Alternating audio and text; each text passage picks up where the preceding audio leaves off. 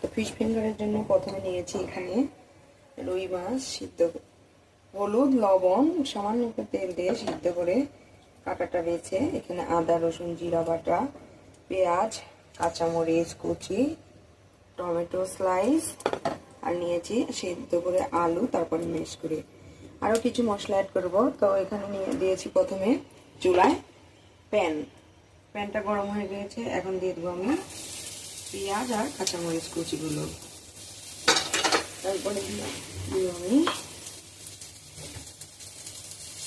সরিষার তেল। এখন সমস্ত উপকরণ করে হালকা করে তেলে নেব। দিয়ে দেবো আস্ত জিরা, তা একটু হালকা ব্রাউন হতে এই পর্যায়ে দেবো আমি একটু চপিং করে রেখেছি পাকা টমেটো। তো আমি এটা অপশনাল দিয়েছি, কারণ দিলে আমার মনে হয় সাতটা বেড়ে যাবে, আপনারা চাইলে দিতেও পারেন আবার নাও পারেন। তো আমি এখন এটা আরও 2 মিনিট ভেজে নেব। এই পর্যায়ে দিয়ে দেবো একটু লবণ, দিয়ে দেবো আমি সেদ্ধ করে রাখা মাছ আলু। এখন এই পর্যায়ে চুলার আঁচটা লো করে দেব। তো আমি বাদ বাকি মশলাগুলো প্রথমে দিয়ে দেবো সামান্য পরিমাণে হলুদ গুঁড়ো, ধনিয়া গুঁড়ো,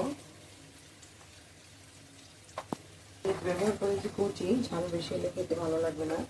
আর দিয়ে দেবে এখানে সামান্য পরিমাণে মরিচের ঠেস, এতে করে কি হবে ফিঙ্গারের স্বাদটা ভালো আসবে। এখানে একটা ইন্ডিয়ান চাট মশলা, এই মশলা আপনি যা কিছুতেই দেন না কেন স্বাদটা কিন্তু দ্বিগুণ বেড়ে যায়। জিরা,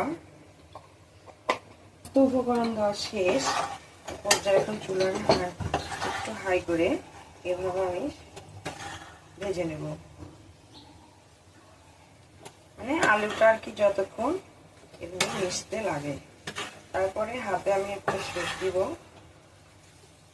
তো আপনারা চাইলে বাসায় কিন্তু এভাবে বানিয়ে ভাতের সাথে বাচ্চাদেরকে টিফিনে ইফতারি, এখন যেহেতু বাসায় মেহমান আসলে দিতে পারেন। এটা কিন্তু খেতে খুবই মজা হয় আর একটা খুবই ভালো খাবার, বাচ্চারা খুবই পছন্দ করে।